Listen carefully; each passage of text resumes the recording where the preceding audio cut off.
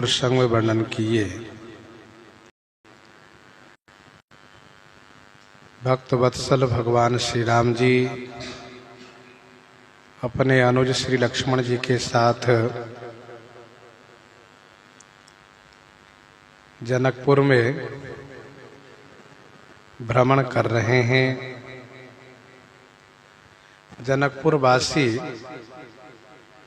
इन दोनों का दर्शन कर रहे हैं।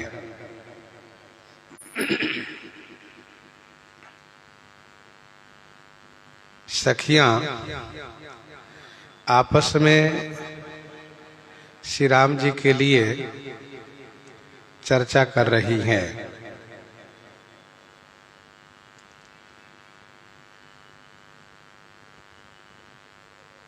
एक एक करके 8 सखी का वक्तव्य यहाँ पर वर्णन है।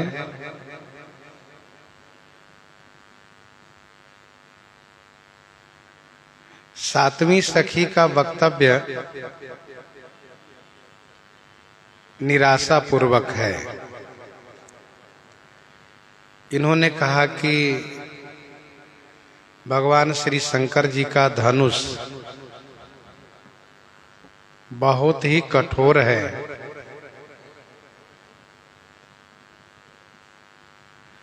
वज्र से भी कठोर है, कूर्म पीठ से भी कठोर है। और ये जो सांवले राजकुमार हैं, कोमल शरीर वाले हैं तथा किशोर अवस्था के हैं।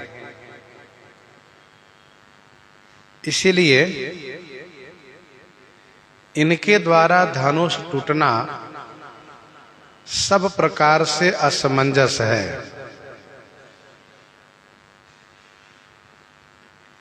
यह सुनकर के 8वीं सखी कोमल वाणी से कह रही हैं कि हे सखी, इन सामने राजकुमार के बारे में कोई कोई ऐसा कहते हैं कि देखने में तो भले ही छोटे हैं पर हैं बड़े प्रभावशाली। इन्होंने बहुत बड़े बड़े कारनामे करके दिखाए हैं। जब इनके ऐश्वर्य को आप समझोगे तो आपके हृदय में इनके प्रति यह विश्वास होगा कि इनसे धनुष टूटना असंभव नहीं है, कठिन नहीं है।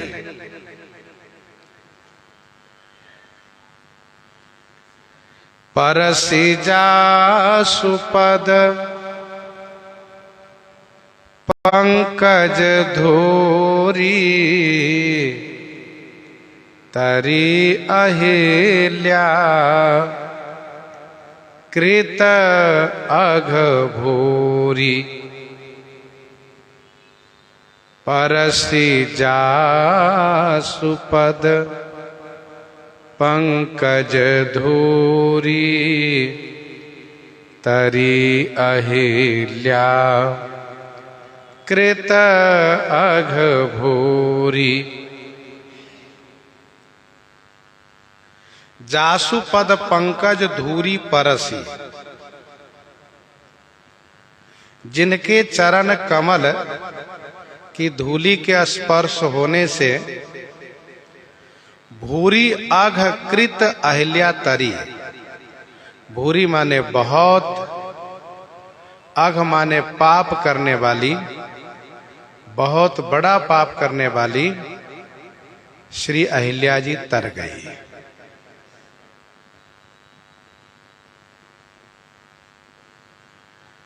श्री अहिल्या जी का उद्धार इनके पावन चरण रज के प्रभाव से हुआ है।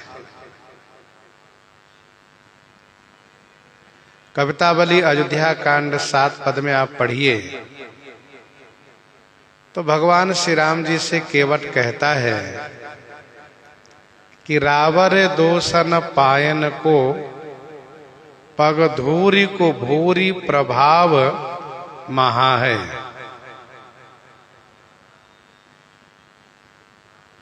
रावर दोषन पायन को पग धूरी की भूरी प्रभाव महा है।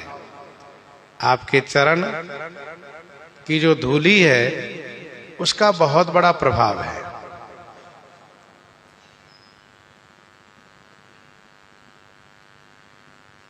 कहने का अभिप्राय यह है कि जिनके चरण रज का ऐसा प्रभाव है कि बड़े पापिन को तार सकती है।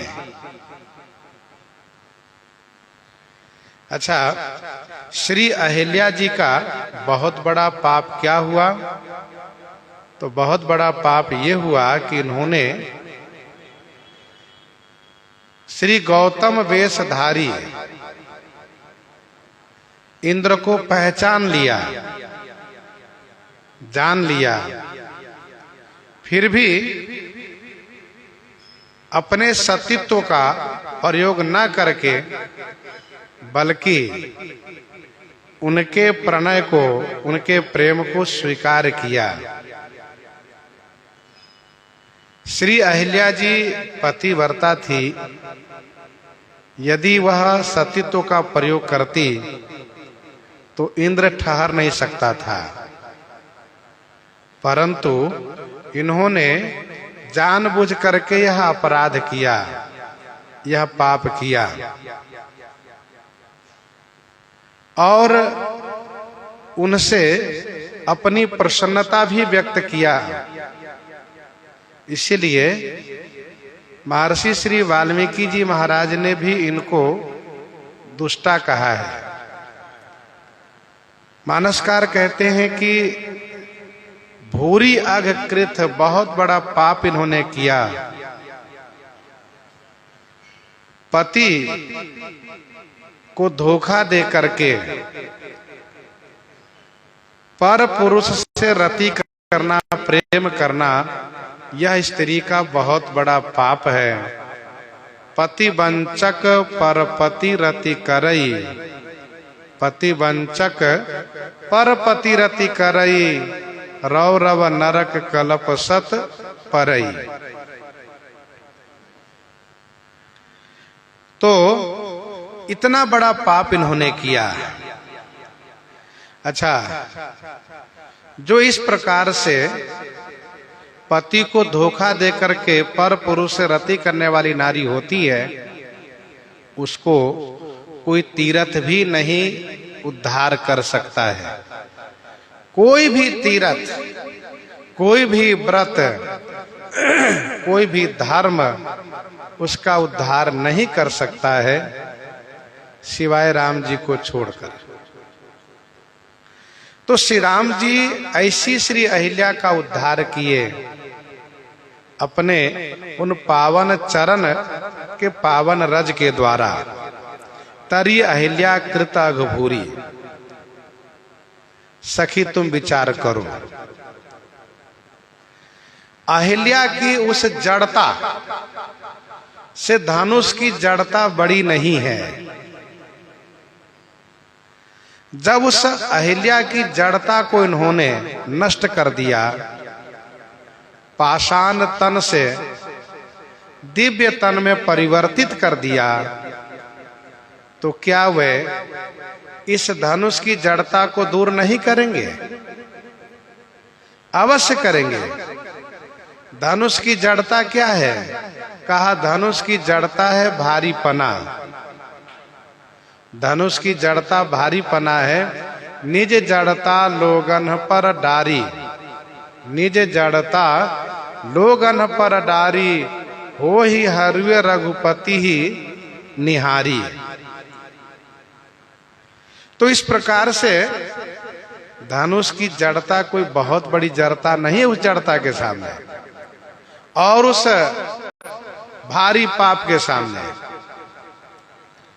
तो सो की रही बिनु शिव धनु तोरे सो की रही, बिनु शिव धनु तोरे यह प्रतीत परिहरिय न भोरे, यह प्रतीत परिहरिय न भोरे।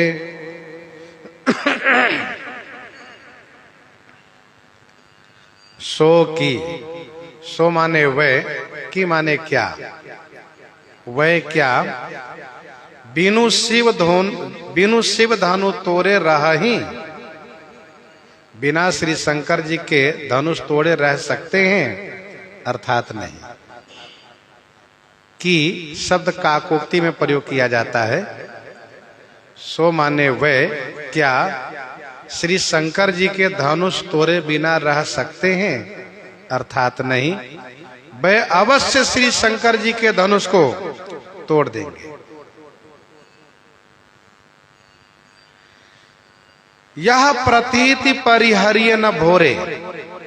अरे सखी, यह प्रतीति माने यह विश्वास, भोरे माने भूल कर भी मत छोड़ो, इस विश्वास को मत त्यागो।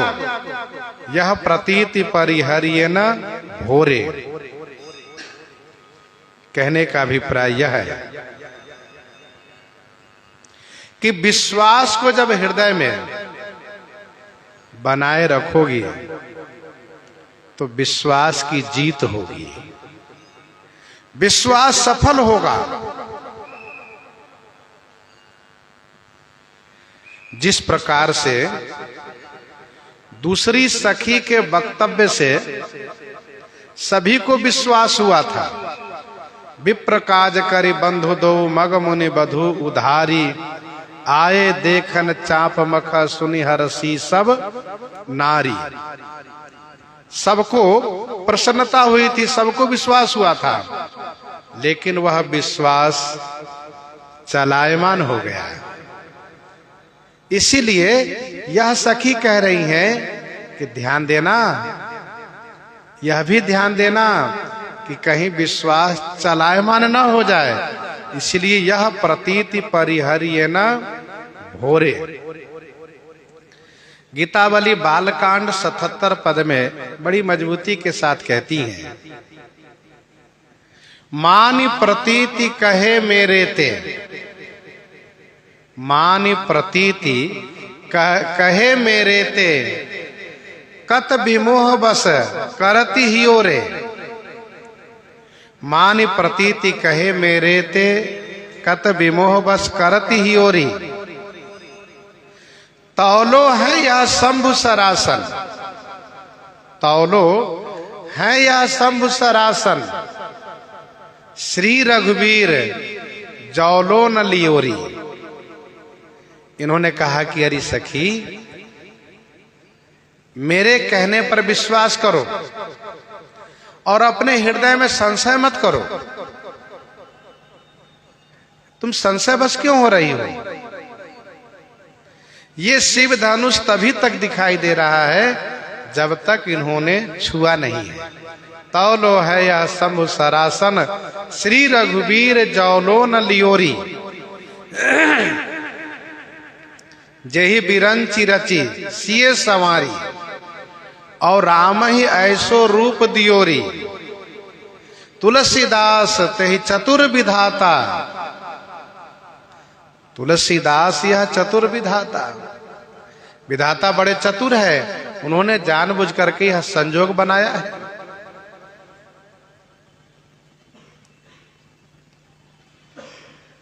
तो इस प्रकार से इन्होंने समझाते हुए कहा, यह प्रतीति परिहरिय न भोरे। इन्होंने कहा तुलसीदास ते चतुर विधाता, यह संजोग सियोरी। यह संजोग उन्होंने मानो सी दिया है, बना दिया है। कहने का भाव यह है कि विश्वास होना चाहिए क्योंकि बिना विश्वास से कोई भी सिद्धि प्राप्त नहीं हो सकती है। कवने उस सिद्धि के बिनु विश्वासा, जब तक विश्वास नहीं होगा तो कोई सिद्धि होगी ही नहीं। देवी देवता की सिद्धि तो जाने दीजिए, भूत प्रेत की भी सिद्धि बिना विश्वास के नहीं होती है। विश्वास करना पड़ता है, विश्वास होना ही चाहिए।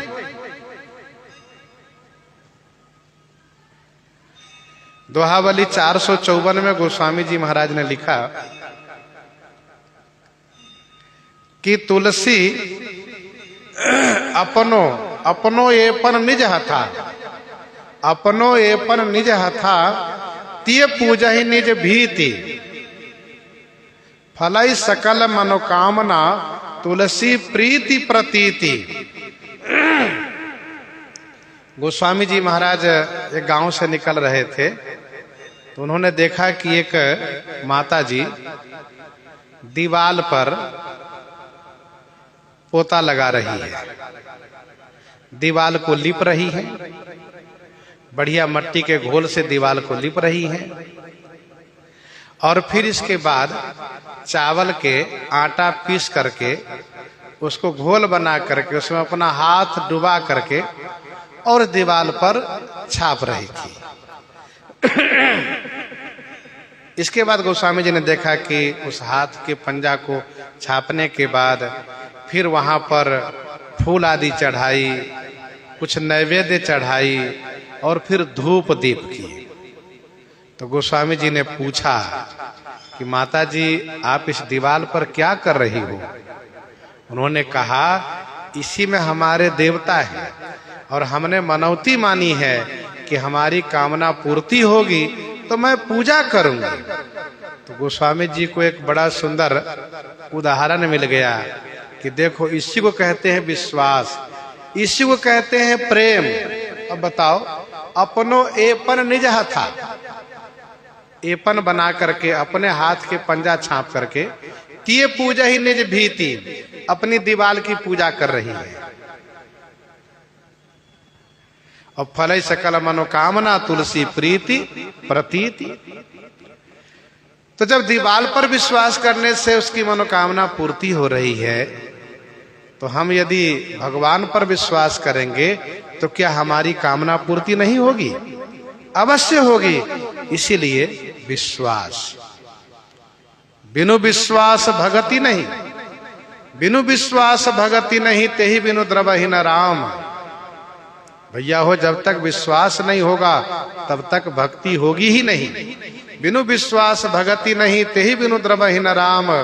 राम कृपा बिनु सपने हूं, जीवन लह विश्राम, जीवन लह विश्राम।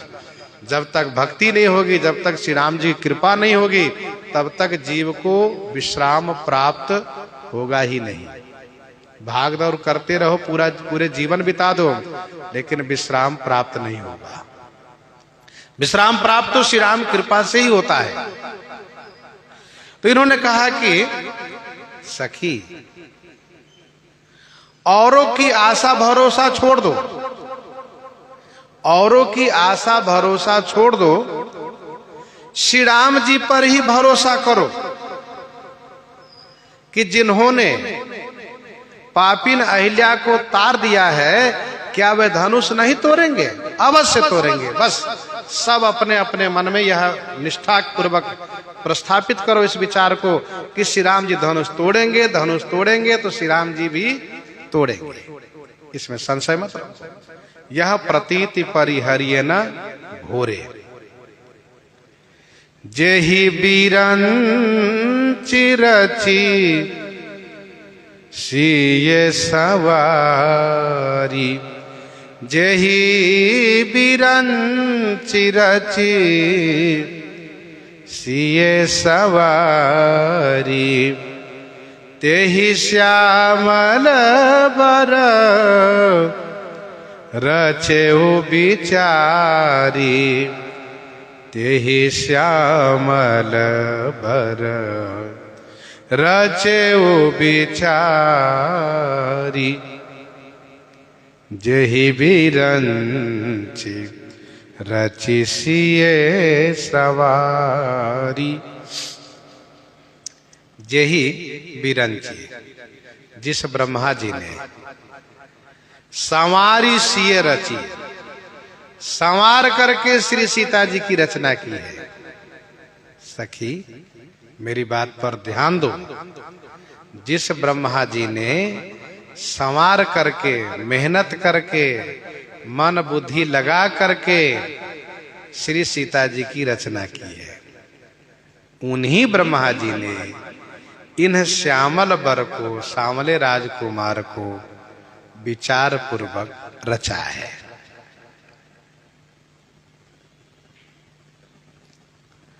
कोई भी व्यक्ति जब कोई बढ़िया वस्तु बनाता है तो उस वस्तु के योग्य अधिकारी को भी बनाता है।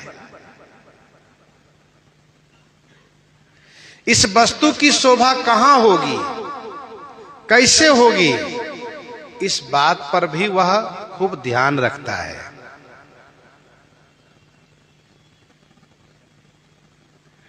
अयोग्य के पास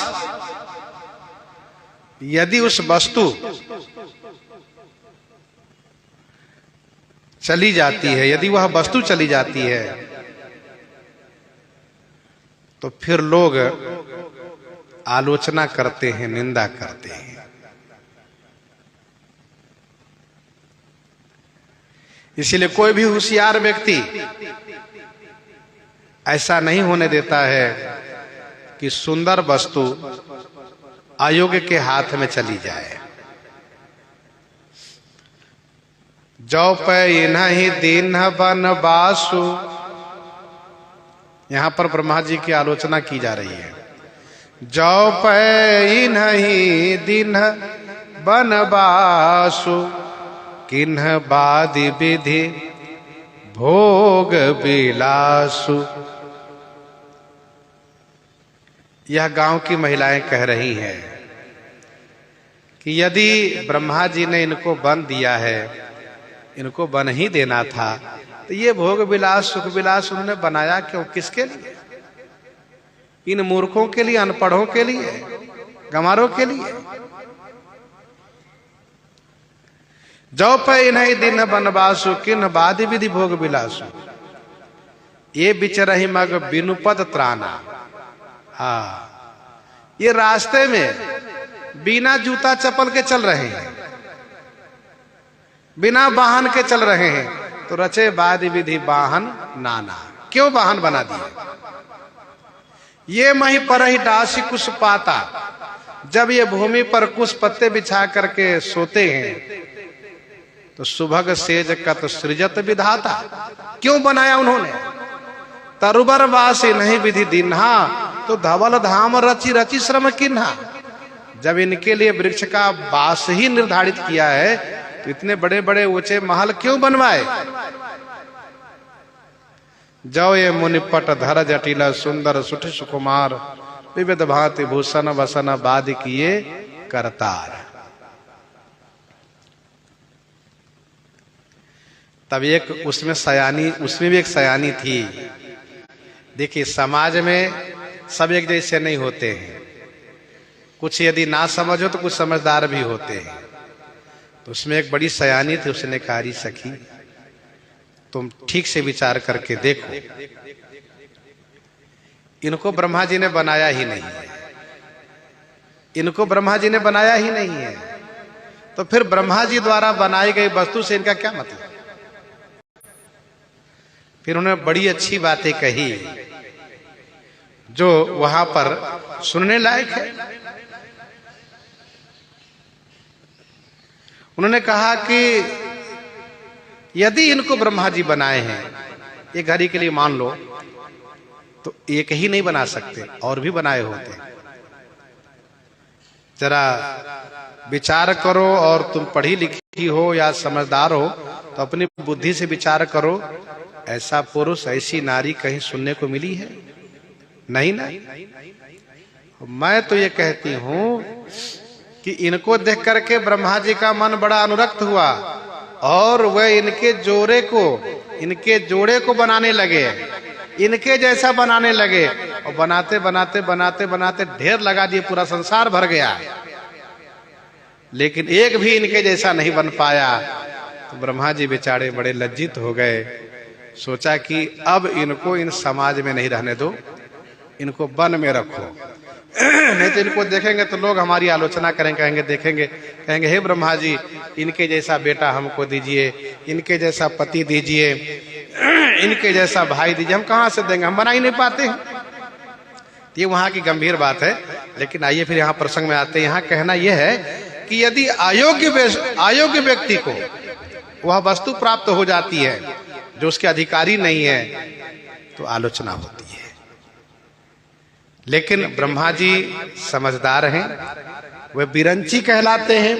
बिरंची का मतलब विशेष रचना करने वाले हैं। इसीलिए उन्होंने जब श्री सीता जी को संवार करके बनाया, तो उन्होंने खूब विचार करके इनके योग्य पति होने के लिए इसी सामने राजकुमार को बनाया है। अब इन्होंने इस प्रकार से मजबूती पूर्वक जब अपनी बातों को कहा, तो सभी सखियां प्रसन्न हो गई। तासो बचन सुनी सब हरसानी, तासो बचन सुनी सब हरसानी, ऐसे ही हो कहीं मृदुबानी, ऐसे ही हो कहीं मृदुबानी।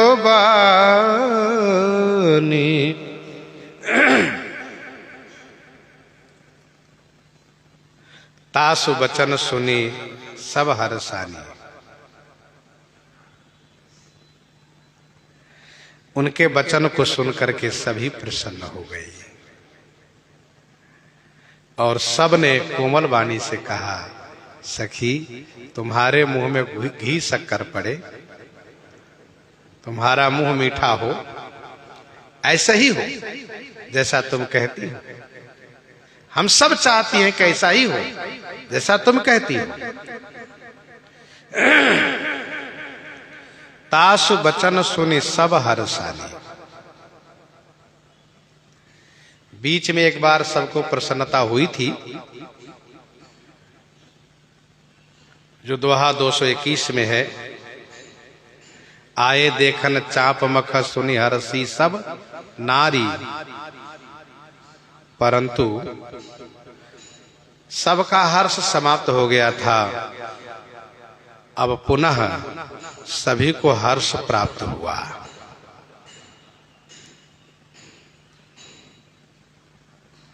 यह बात सत्य है कि अन्य के आश्रित होने से सुख प्राप्त नहीं होता है, जब तक कि यह जीव भगवद आश्रित न हो जाए। इस प्रसंग में एक बहुत गंभीर संदेश है। क्या? 8 सखी वार्ता कर रही हैं। इनमें से एक सखी वे हैं जो श्री जनक जी पर भरोसा करती हैं कि यदि महाराजा श्री जनक जी इन राजकुमार को देखेंगे तो अपना प्रण छोड़ करके और श्री सीता जी का विवाह कर देंगे। तो श्री जनक जी पर इनका भरोसा जाता है, विश्वास जाता है। तो दूसरी सखी इनके विचार को खंडन कर देती है। वे कहती हैं, सखी, राजा के ये पहचाने हुए हैं, राजा के मेहमान हैं ये दोनों, ऐसा कहाँ? हाँ, उनकी बात कमजोर पड़ गई। तो इस वार्ता में एक सखी ब्रह्मा जी के ऊपर भरोसा करती है, ब्रह्मा जी पर जाती है। यदि ब्रह्मा जी ऐसा संजोग बना दे तो हम सबका जीवन धन्य हो जाएगा।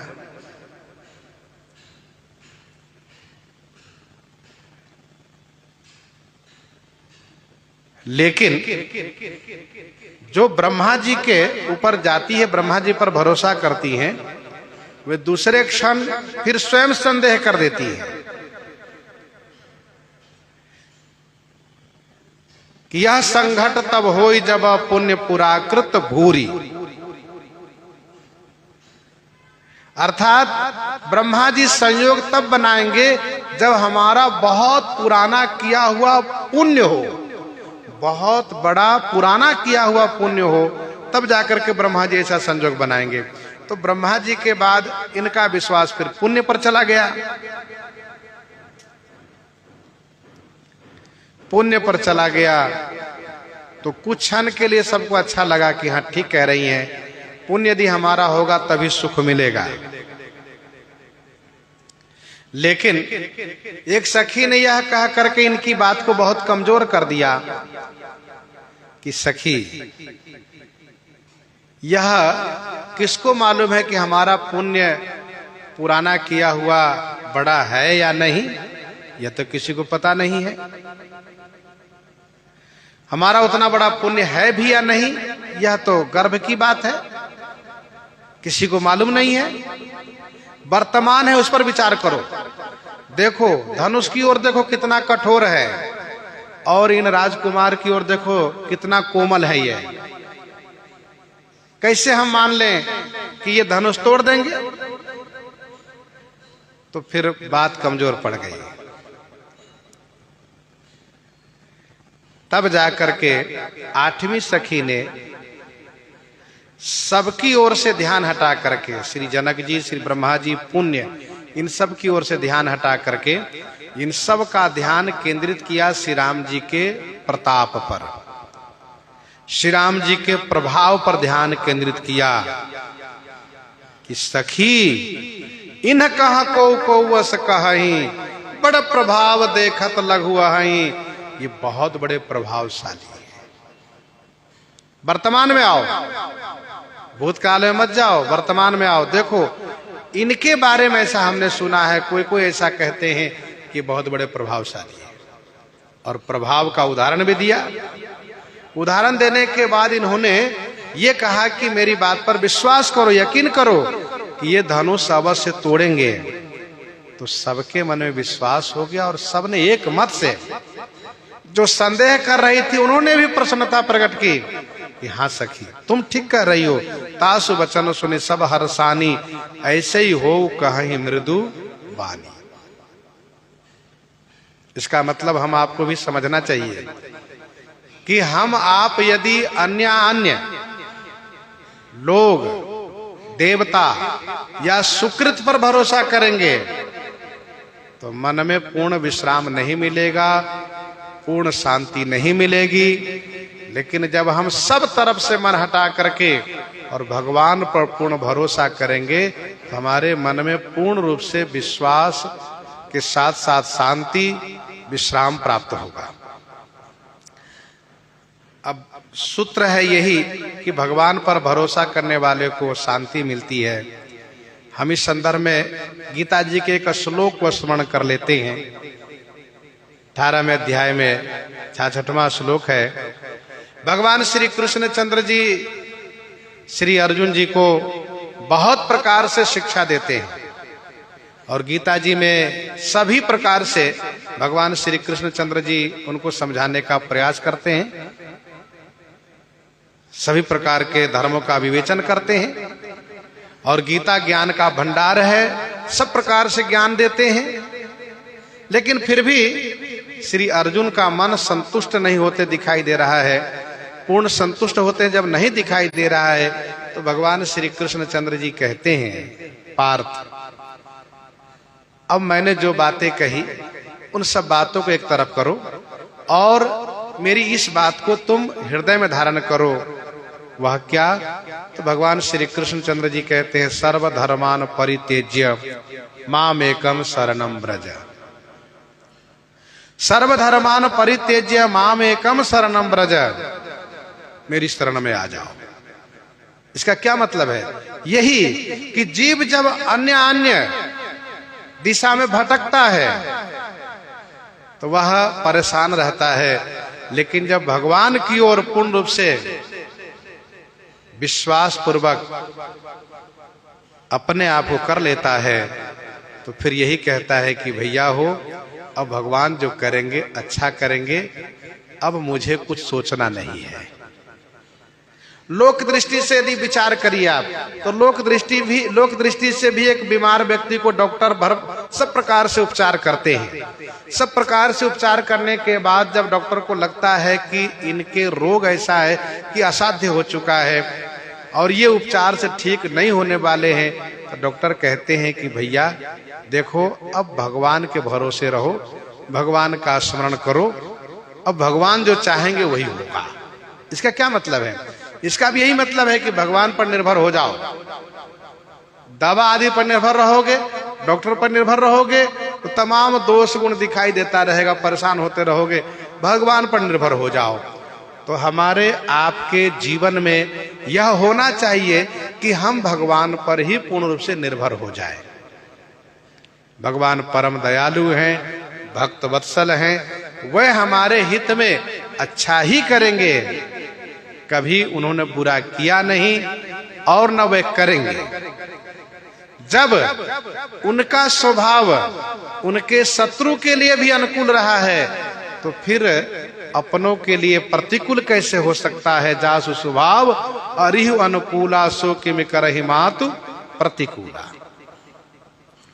तो तासु बचन सुनि सब हरसानी, ऐसे ही हो कहीं मृदु बानी। बड़ी कोमल वाणी से कहा, ऐसे ही हो, ऐसे ही हो। और जहां 10 लोग बैठे हो, किसी विचार पर मंथन चल रहा हो, विचार चल रहा हो, सब अपनी अपनी बातें कह रहे हो, लेकिन कोई ऐसा व्यक्ति हो उसी में से जो ऐसी बात कह जाता हो जिनकी बात को कोई काट न हो और सब सहमत हो जाए, सब प्रसन्न हो जाए, तो समझना चाहिए कि ये एक सिद्धांतिक बात है और सबके लिए अनुकरणीय बात है, सबके लिए कल्याणकारी बात है ये। तासु बचन सुनी सब हरसानी, ऐसे हो कहीं मृदुबानी, ऐसे हो कहीं मृदुबानी। यद्यपि 1 2 3 4 करके गिनती गोस्वामी जी ने नहीं की है, लेकिन फिर भी को सखी अपर सखी, यह जो बोलने के क्रम में है, तो इसमें 8 सखी का संकेत है। 8 और प्रकृति भी 8 ही है, प्रकृति भी 8 ही है। विनय पत्रिका 203 में गोस्वामी जी ने लिखा, 8 प्रकृति पर, 8 प्रकृति पर निर्विकार श्री राम। ये 8 प्रकृति है क्या? तो श्रीमद् भगवत गीता जी के 7वें अध्याय के 4थे श्लोक में पढ़ना चाहिए। भूमि रापो अनलो वायु खम मनो बुद्धि रेव च, अहंकार इत्यम में भिन्ना प्रकृति रष्टधा। तो भूमि रापो अनलो वायु खम मनोबुद्धि रेव च, अहंकार इत्यम में भिन्ना प्रकृति रष्टधा। 8 प्रकृति है। मानो इन 8 सखियों का जो वक्तव्य है, ये 8 प्रकृति का विचार है, 8 प्रकृति का एक सोच है, उनका एक अनुभव है भगवान के संदर्भ में। इस लीला क्रम में तो 8 प्रकृति का एक 8 प्रकृति का सुंदर वक्तव्य है, विचार है, ऐसा समझना चाहिए। कुछ संतों की ऐसी मान्यता है, कुछ संतों की ऐसी मान्यता है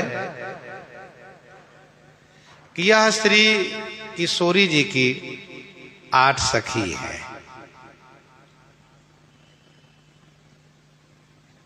8 सखी हैं और इन सबका संबंध राज परिवार से है, राजघराने से है। ये सब राजघराने की बेटियां हैं।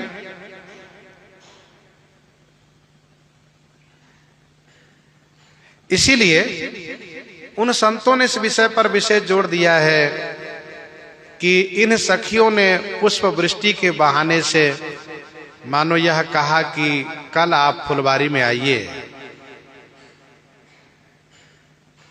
फिर वहां हम सब अपनी स्वामिनी जी से आपको मिलवाएंगे, ऐसा कहते हैं। किंतु हमारे गुरुजी महाराज कहा करते थे कि यह सखियां श्री किशोरी जी की हैं या ठीक है, लेकिन जो विशेष जो अष्ट सखी की बात आती है, श्री चारुशीला आदि, ये वही अष्ट सखी हैं जो पुष्प वाटिका में श्री किशोरी जी के साथ गई हैं, ये वही हैं, ऐसा नहीं लगता है। कहिए कैसे? तो इस संदर्भ में पुष्प वाटिका प्रसंग के कुछ पंक्तियों को स्मरण यदि हम आप करेंगे तो यह बात स्पष्ट हो जाएगी कि ये नगर दर्शन में जो जिन सखियों की वार्ता है, ये सब नगर के रहने वाली हैं। हाँ, ये ठीक है कि श्री किशोरी जी की सखियों की बड़ी एक संख्या है और एक बहुत बड़ा समाज है, तो उनमें से सखियां हो सकती है, लेकिन जो खास 8 सखी हैं जो फुलबारी में पुष्प वाटिका में जाती हैं श्री सीता जी के साथ, पूजन गौरी सखी ले आई, उनमें से ये है, ऐसा नहीं लगता है। कहिए कैसे? तो फुलबारी प्रसंग के 1-2 चौपाई को आप समझिए। श्री किशोरी जी सखियों के साथ गौरी पूजन के लिए उसी वाटिका में आती हैं जिस वाटिका में राजकुमार श्री राम जी पुष्प लेने के लिए पहुंचे हैं। और स्वाभाविक है कि जब राजमहल के परिधि में राजकुमार रुके हुए हैं तो राजमहल के परिधि में जो वाटिका है उसे फूल लेने जाएंगे, बाहर तो जाएंगे नहीं। तो श्री राजकुमार श्री राम जी वहां फूल लेने गए हैं, पहुंचे हुए हैं। जब श्री किशोरी जी स्नान करके गौरी पूजन के लिए जाती हैं तो उनके संग में से एक सखी वह चली जाती हैं बाग को निरीक्षण करने के लिए, देखने के लिए कि बाग में यदि कोई पुरुष हो तो हम उनको बाहर कर देंगे। और फिर इस उद्देश्य से भी गई है कि पुष्प वाटिका में किधर कैसा फूल खिला हुआ है, किधर का सुहावना दृश्य है, इन सब को अवलोकन कराने के लिए वह देखने गई है। और जब देखने गई हैं तो उन्होंने देख लिया राजकुमार को पुष्प लेते हुए, तो वह प्रथम बार देखी। वह देखते ही बिल्कुल प्रेम में विभोर हो जाती है। वह जब वहां से लौटती है तो उनका पांव लड़खड़ाता रहता है और अपने आप में नहीं दिखती है। जैसा प्रतीत होता है, जैसा कि प्रतीत होता है कि उन्होंने कुछ बहुत बड़ा पा लिया है, ये बिल्कुल खो गई है। तो उनकी दशा देख करके सखियां पूछती हैं कि आपका इतना बड़ा हर्ष कैसे है, क्या बात है, बताओ। तुम इस प्रकार से विभोर हो, विमोहित हो कि तुमने कोई बहुत कुछ बड़ा पाया है, क्या पाया है बताओ। तब वह परिचय देती है, बताती है। अब जरा उनके शब्दों पर विचार करेंगे तो वे कह रही हैं कि देखन बाग कुंवर दुई आए, बै किशोर सब भांति सुहाए। प्रथम बार देखी इसलिए ऐसी दशा उनकी हुई है, यदि वह कल देखी होती तो आज संभल के रहती। जो प्रथम बार श्री राम जी को देखता है उनकी दशा ऐसी हो जाती है, चाहे वो महर्षि विश्वामित्र जी हो, चाहे राजा श्री जनक जी हो, चाहे उनके समाज के लोग हो, चाहे जनकपुर वासी हो, कोई भी हो। अब उनके द्वारा राजकुमार का परिचय प्रकट होता है कि 2 राजकुमार बाग में आए हैं, बड़े सुंदर, मैं व्याख्या नहीं कर सकती। तो यह सुनकर के सबको बड़ी खुशी होती है। खुशी इसलिए भी होती है कि श्री किशोरी जी की इच्छा आभास हो रही है, आलोकित हो रही है कि श्री राजकुमार के सौंदर्य सुनकर के देखना चाहती हैं राज किशोरी जी, राजनंदिनी जी। तो उसी बीच एक सखी बोलती है, एक कहीं निरपसुत ते आली, सुने जे मुनि संग आए काली। एक कहीं निरपसुत ते आली। अब इस चौपाई पर गंभीरता से विचार आप करेंगे तो इनका शब्द बता रहा है कि ये देखी नहीं है कल, उनमें से नहीं थी, आज प्रथम बार देखने सुनने का मौका मिल रहा है इनको। ये कह रही है कि हमने सुना है।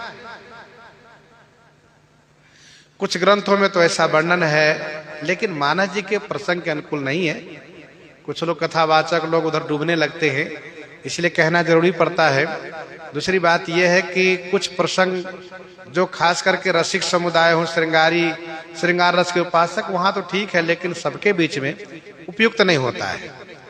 कि जब महर्षि विश्वामित्र जी को राजमहल में ठहराया गया तो राजमहल में ही उनको भोजन कराया गया, उसी समय में सभी ने उनका दर्शन किया। यह बात कही जाती है। कलप भेद से बात हो सकती है, उसको विरोध नहीं किया जा सकता है, जो कलप भेद हरिचर्य हुआ है। लेकिन मानस कलप में जिस मर्यादा से गोस्वामी जी प्रसंग को दर्शा रहे हैं, उस मर्यादा पर भी केंद्रित रहना चाहिए वक्ताओं को। तो इन्होंने कहा कि एक कहाई निरपसुत तई आली, सुने जो मुनि संग आए काली। हमने सुना है कल आए हैं मुनि के साथ, और जिन निज रूप मोहनी डारी, किन्ने सुबस नगर नर नारी। और सखी बताऊं, वर्णत छवि जहां तहां सब लोग, जहां तहां सब इन्हीं की छवि को वर्णन करने में लगे हैं। हमारे पास ये सूचना है। अच्छा, यदि ये देखी होती तो सुने शब्द का प्रयोग नहीं करती, कह देती कल हमने देखा है। सुने शब्द का प्रयोग क्यों करती है? और इन्होंने कहा कि अवश्य देखिए ही देखन जो, तो सबको बड़ी खुशी होती है। कहने का भाव यह है कि श्री किशोरी जी की जो खास 8 सखी हैं, नगर यात्रा में जिन 8 सखियों की वार्ता है, ये वे 8 सखी नहीं है, ये नगर की हैं और श्री किशोरी जी के सखियों के समाज में से भी हैं, ठीक है। लेकिन जो खास 8 सखी हैं, उनके पास समय कहाँ है नगर में जाने का। श्री सीता जी की सेवा में हमेशा 8 याम रहने वाली सखियां बाहर कहाँ जाती हैं। तो इस प्रकार से हमारे गुरु जी महाराज कहा करते थे, तो तासु बचन सुनि सब हरसानी, ऐसे ही हो कहीं मृदुबानी। ये हर सही बर सही सुमन, ये हर सही बर सही सुमन, सुमुखी सुलोचनी वृंद। जाहि जहां जहां बंधु दो, तह तह परमानंद, तह तह परमानंद।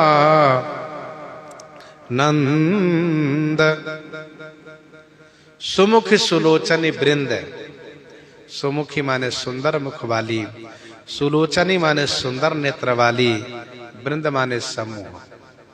सुमुखी और सुलोचनी के वृंद सखियां ये हर सही हृदय से प्रसन्न हो रही हैं, बरसही सुमन ऊपर से फूल बरसा रही हैं। 2 बंधु जहां जहां जाही, जहां जहां जाते हैं, तहां तहां परमानंद, वहां वहां परमानंद प्राप्त हो रहा है।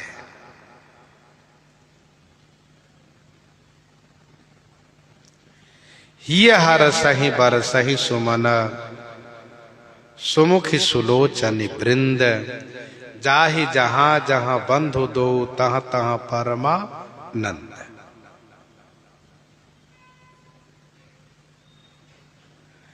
इनका सुंदर मुख है।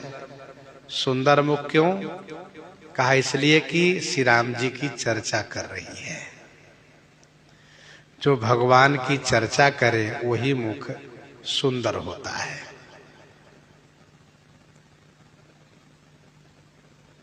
जो नहीं करे राम गुण गाना, जी है सुधा दुर्जी है समाना। मुख की शोभा है भगवान के गुणानुवाद करने में, भगवान के कीर्तन करने में। सुंदर नेत्र इसलिए है क्योंकि सुंदर नेत्र से श्री राम जी की छवि को अवलोकन कर रही है।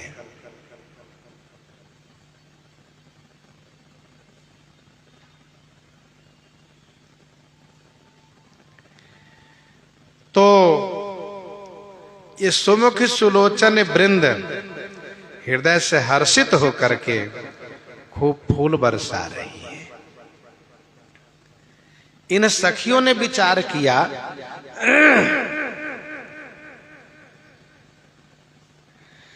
कि इन राजकुमार के चरणों में सब कुछ अर्पण कर देना चाहिए। ये हर सही बर सही,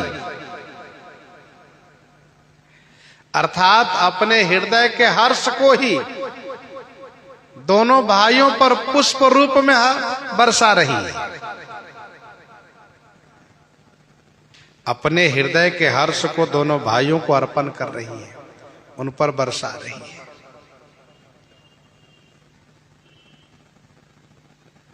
सुमन, सुमन का अर्थ पुष्प तो होता ही है, दूसरा अर्थ इसका यह भी होगा कि सु धन मन, अर्थात सुंदर मन को बरसा रही है।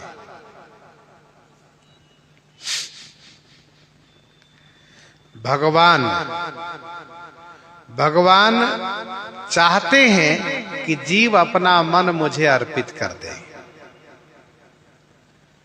अपना मन हमें दे दे, संसार से हटा करके मुझ में लगा ले।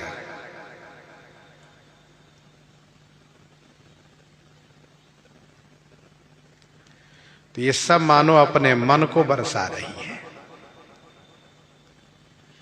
अर्थात यह निर्णय कर रहे हैं कि आज के बाद इनको छोड़ करके मन कहीं जाए ना।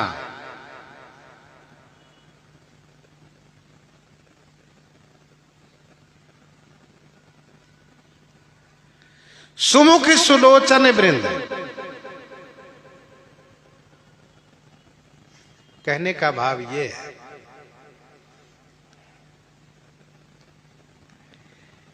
कि ये दोनों ऐसे हैं कि इन्हीं के चरणों में अपना स्थान चाहिए। ये भक्ति है, इसी को भक्ति कहते हैं।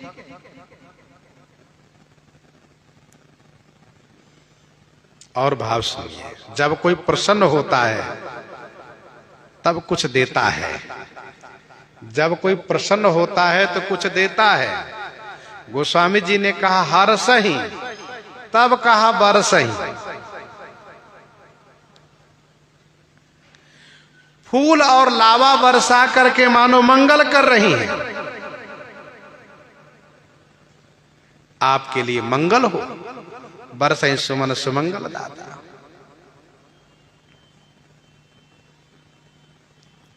दूसरा भाव यह है कि श्री राम जी की कोमलता को देखती हैं, तब सोचती हैं आह, ये मार्ग इनके लायक नहीं है, ये मार्ग इनके लायक नहीं है, इसीलिए इनका मार्ग कोमल हो तो फूल बरसा रही है।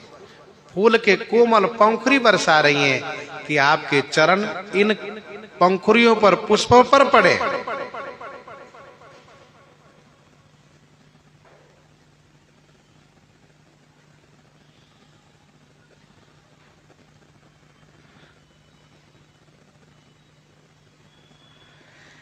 एक संत ऐसा भी कहते थे कि श्री राम जी के लिए मानो पुष्प वर्षा करके मार्ग संकेत कर रही है कि आप इस रास्ते से आओ, ऐसा ना उधर मत चले जाएं, आप इधर से आवे और उनको भी आनंद दे, उनको भी आनंद दे, इधर से आइए। तो वे भी सब फूल बरसा रही है, रास्ता दिखा रही है।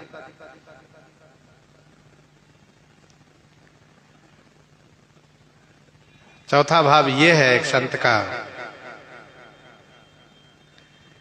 श्री राम जी बड़े संकोची हैं। श्री राम जी भैया लक्ष्मण को नगर दिखाते हुए चले जा रहे हैं, साथ में बालक की झुंड है, बालकों के समूह है, वे सब दिखा रहे हैं, आप देख रहे हैं। लेकिन अब श्री राम जी शांत गंभीर रहने वाले चंचल है नहीं। अब बालक में चंचलता तो होती है, लेकिन श्री राम जी में चंचलता नहीं है। श्री राम जी इधर उधर ऊपर नीचे नहीं देखते हैं, एकदम से शांत सीधे देखते हुए चल रहे हैं। तो सखियों को लगा कि केवल सामने देखते जा रहे, कभी कभी ऊपर भी देख लिया करिए आप। जब आप ऊपर देखेंगे तभी तो हम आपके चेहरे को ठीक से देख पाएंगे, क्योंकि जुबती भवन झरोखने लागी, नीचे में पुरुष वर्ग है, उन लोगों को तो बढ़िया आनंद आ जा रहा है, हम ऊपर झरोखों में हैं। तो फूल गिरा रही है, और फूल गिरा रही है मानो सुंदर मन बरसा रही हैं। साहब इधर भी देख दीजिए, आपके दर्शन से हम कृतकृत्य हो जाए, धन्य हो जाए। इतना सुंदर आपका मुखार बिंद है, फिर मुंह लटका के क्यों जा रहे हैं आप? ऊपर मुख करिए, हम लोग भी दर्शन करें। तो बढ़िया से दर्शन होने के लिए कुछ बरसा रही है।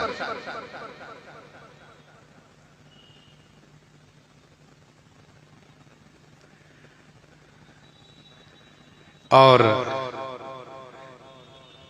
पांचवा भाव ये भी है, संतों का भाव है कि ये राजकुमार है, चक्रवर्ती राजकुमार है। अभी अभी चर्चा में यह बात स्पष्ट भी हुई है, कौसल्या सुत सो सुख खानी, सुनु सखिता सुमित्रा माता।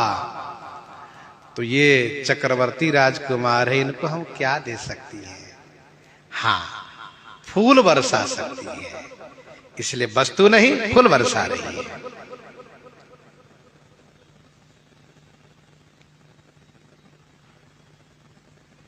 गोस्वामी जी कहते जाहि जहां जहां बंधु दो तहां तहां परमानंद। दोनों भाई जहां जहां जा रहे हैं वहां वहां परमानंद प्राप्त हो रहा है।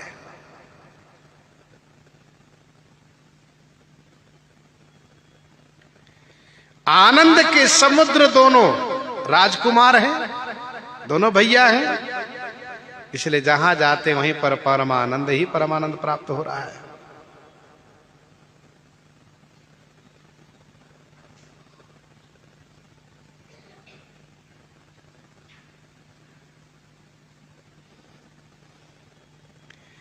मिथिलावासी संत का एक बड़ा सुंदर भाव है, वो भी सुन लीजिए।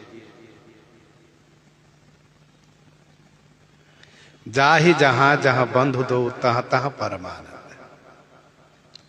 उनका कहना है कि दोनों भाई अपने आप को परमानंद स्वरूप मानते थे कि मैं परमानंद स्वरूप हूं। दोनों भाई अपने आप को परमानंद स्वरूप मानते हैं, जानते हैं।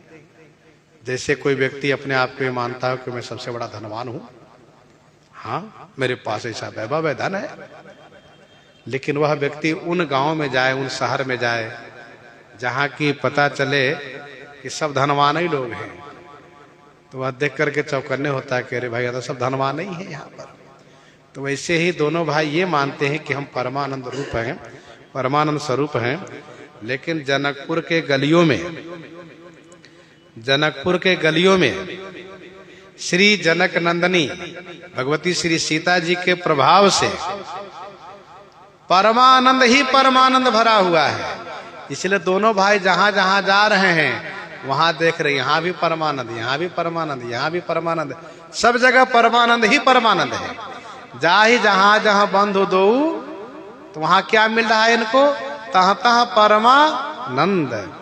इन दोनों भाइयों को श्री किशोरी जी के प्रभाव से सब जगह परमानंद प्राप्त हो रहा है। अर्थात आनंद हूं कर आनंद दाता। जो अपने आप को परमानंद का अभिमान करते थे कि हम परमानंद स्वरूप है, उनको यहाँ गलियों में परमानंद प्राप्त हो रहा है। ये मिथिला वासियों को बड़ा सुंदर भाव है और अच्छा भी लग रहा है।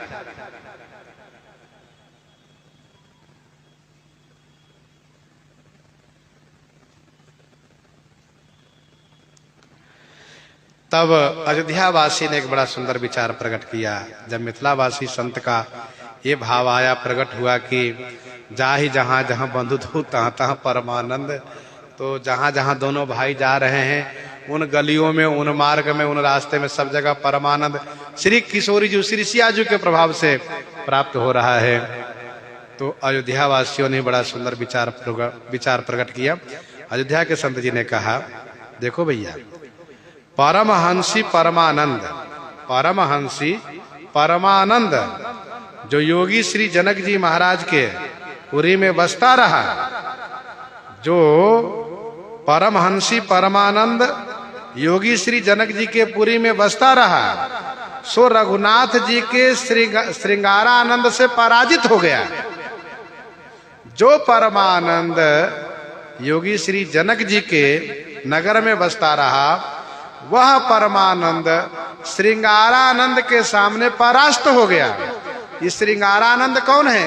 कहा, श्रृंगारानंद श्रृंगार की मूर्ति श्री राघवेंद्र सरकार श्री रामभद्र जी हैं, श्री राम जी हैं। तो श्री राम जी के श्रृंगार के सामने परमानंद परास्त हो गया। तभी तो श्री जनक जी ने कहा, ही नहीं बिलोकत अति अनुरागा, बरबस ब्रह्म सुख ही मन त्यागा, बरबस ब्रह्म सुख ही मन त्यागा। तो परमानंद परास्त हो गया। और जब वो परास्त हो गया तो दोनों भाई जहां जहां जा रहे हैं, पीछे पीछे परमानंद भी घूम रहा है। देखे दोनों कहां जा रहे हैं। तो परमानंद पीछे पीछे घूम रहा है, जनकपुर के गलियों में श्री राम जी के पीछे घूम रहा है, क्योंकि उनके श्रृंगार से परास्त हो गया है। ये अयोध्या जी के संत का सुंदर विचार है। देखिए, एक समय वो था कि जब अयोध्या जी के संत, मिथिला जी के संत, और वो भी रसिक संत, जो भक्ति भाव में डूबे रहने वाले, वे जब दोनों बैठते थे तो इस प्रकार से अपने अपने पक्ष को बड़ी मजबूती के साथ रखते थे, और इसी में इन दोनों को आनंद प्राप्त हुआ करता था। ये हर सही बर सही सुमन, सुमुखी सुलोचनी वृंद, जाहि जहां जहां बंधु दो, तह तह परमानंद। पुर पूरब दिशि गे दो भाई, पुर पूरब दिशि गे दो भाई, जहाँ धनुमख हित भूमि बनाई, जहाँ धनुमख हित भूमि बनाई। अब दोनों भाई पश्चिम से पूरब दिशा में गए। पूरब दिशा, जनकपुर के पूरब दिशा में गए, जहां धनुमख हित भूमि बनाई।